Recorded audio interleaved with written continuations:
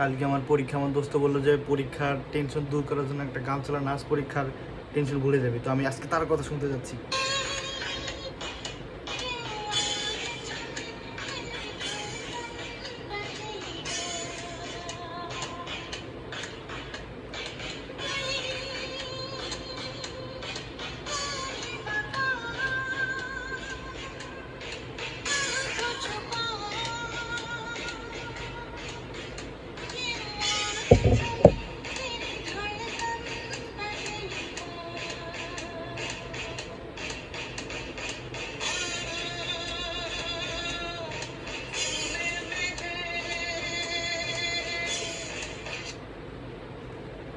মজা করলাম গাইস, আসলে নাচলে মন ভালো হয়ে যায়। তো যদি শয়তান, নাচানাচি করা ঠিক না।